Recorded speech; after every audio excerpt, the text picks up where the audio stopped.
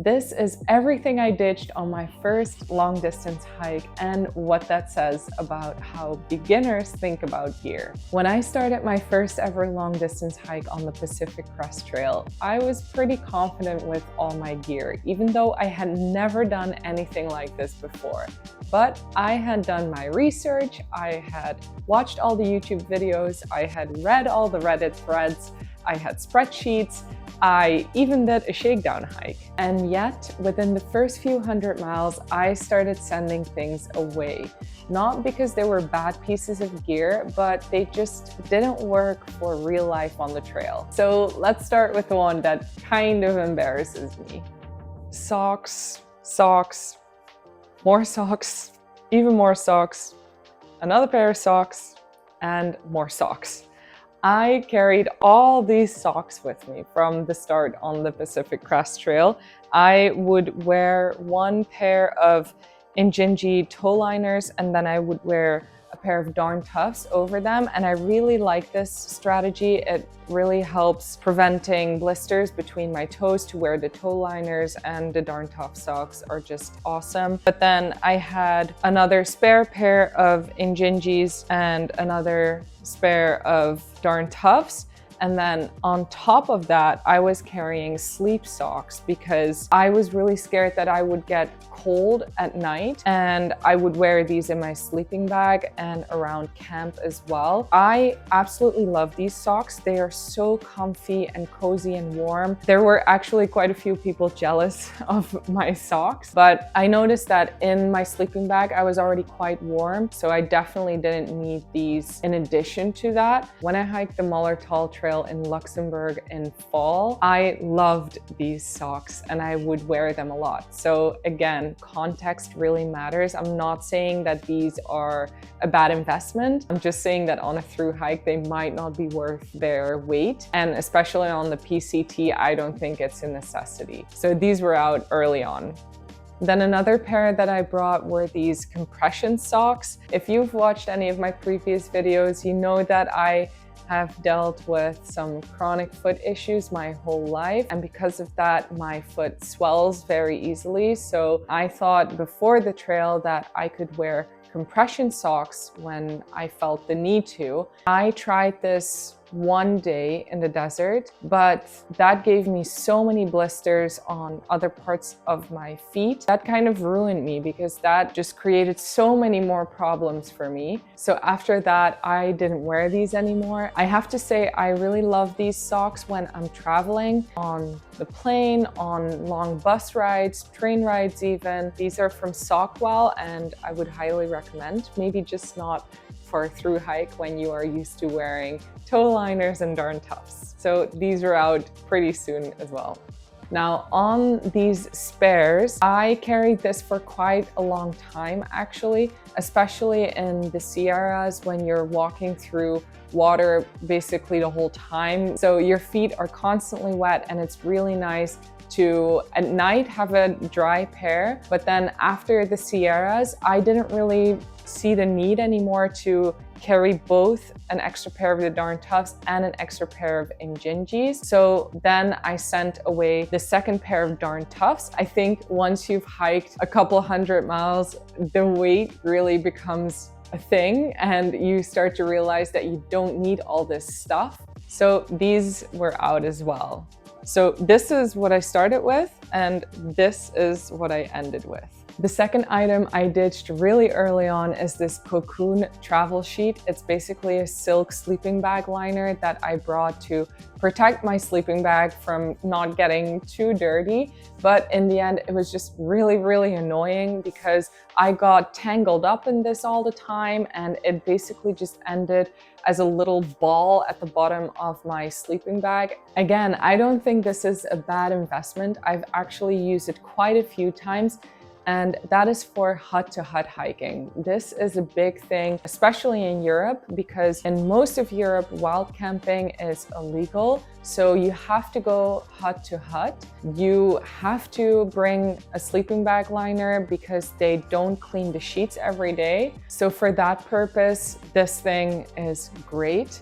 But on the PCT, it just did not work for me. And I sent it home quite quickly. So this is out. The next item on the list of gear I ditched really early on is this regular pair of leggings. Now, I definitely think that there's a time and place for these. I love hiking in them in colder weather. I brought them on the PCT thinking that I would wear these during the day and maybe also sleep in them. I switched these out for merino wool leggings because those are a lot more multifunctional. I can wear them at night when it's really cold, and I can wear them during the day. Also in the mornings when it's really cold, for example, or when the sun is high in the sky and I need a little bit of sun protection. Now, I know that this is not ideal for everyone. I can imagine that hiking in black merino wool tights in the middle of the day when the sun is blazing and it's quite hot outside, it might be uncomfortable. Personally, for me, I can deal with it. And I started the PCT on the 3rd of April, so that was still quite early. By the end of the month, when it really started getting a lot hotter, my legs were used to it and I didn't need them during the day anymore. I walked around with 2 pairs of leggings, a little bit longer than I'd like to admit, but they were out eventually. It is the next day. I had to move it inside because the rain was just too much, but let's continue with the next item, and that is a towel. I didn't actually bring this towel, but I got a pack towel, which is about 1/4 of this size. And I had actually decided not to bring a towel when I was preparing for the PCT at home. But then I got to San Diego and I met a couple of other hikers and they were all carrying towels. So then I felt this pressure to maybe also get one because I'm just a beginner and I don't really know what I'm doing, and these people probably know much better. And then we went to REI right before going to the southern terminus. It was basically on the way to the trailhead that I kind of panic bought this pack towel at REI, and I don't even think that I ever used it. I got rid of it really quickly. I don't even remember. I probably left it in a hiker box somewhere. I did get a bandana instead of that, which I think is so much more multifunctional. And this was actually a tip from a hiker that I met on the trail. I saw this guy wet his bandana in the water source and tied around his neck. I got one straight away and it felt amazing to dip it in the water and just feel cool for a little while. So you can also use it to wipe stuff down. And in the Sierras, I got a cold. I would tie the bandana on my shoulder strap and I could use it to wipe my nose if I had a runny nose. I didn't really use it to blow my nose, and this might sound a little disgusting to some people. At least it would for me prior to hiking a long trail, because obviously I did this with zero experience, so I had never done this before. Blowing your nose on trail is basically just snot rockets. At least that's what my friends would call it, and it's just, yeah, basically blowing your nose on the side of the trail. Yeah, it's kind of disgusting, but when you are through hiking, all of this stuff becomes normal and you don't really care anymore. So I really enjoyed my bandana for just wiping down my nose, and in those instances, I wouldn't be using it for anything else, obviously. But I would say a bandana is a really great item to bring. Either way, I would say a towel is definitely not a necessity. I kind of regretted it and I ditched it straight away. So this one's out.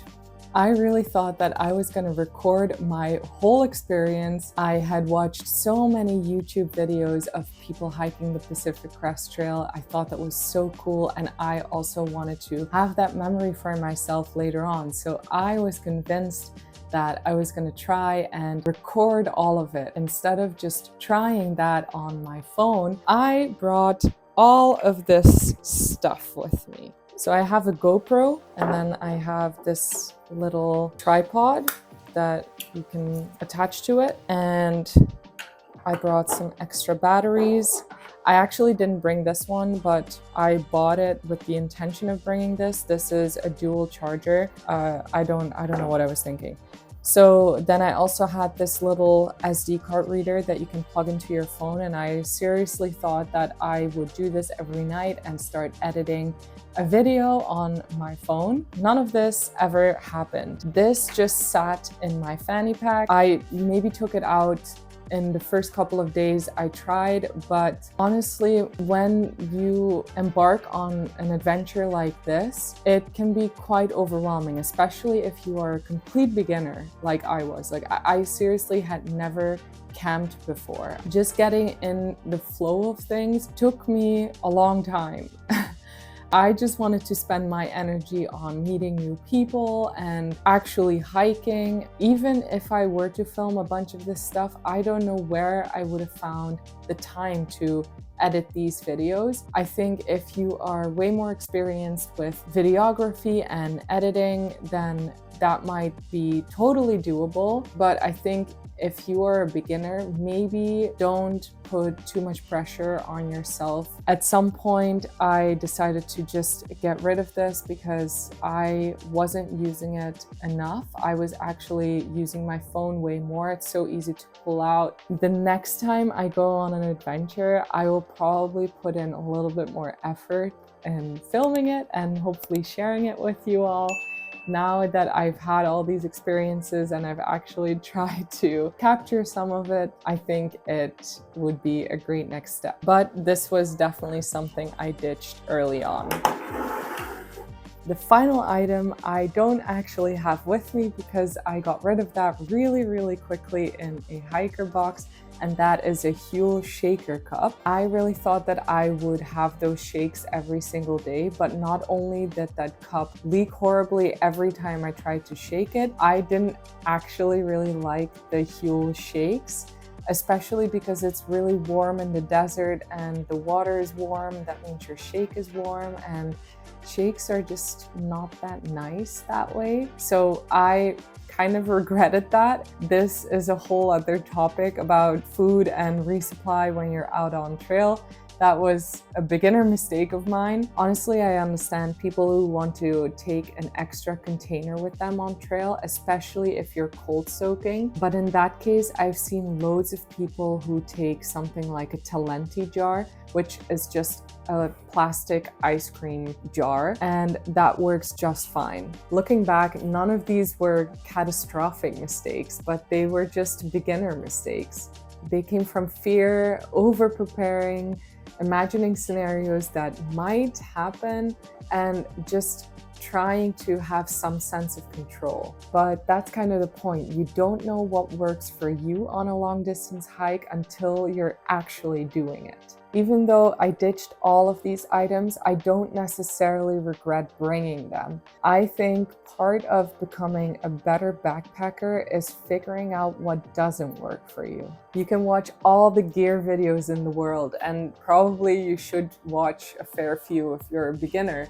But in the end, you just have to walk the miles and figure it out along the way. I'd love to hear from you guys what items you brought with you on your hike that you ended up ditching, or maybe something that you thought was essential but actually wasn't. Drop it in the comments because those kind of lessons are way more useful than any gear list. And if you're into honest hiking lessons, travel stories, and figuring all of this stuff out in real time, hit that subscribe button because there's a lot more coming. Thank you for watching, and I'll see you in the next one.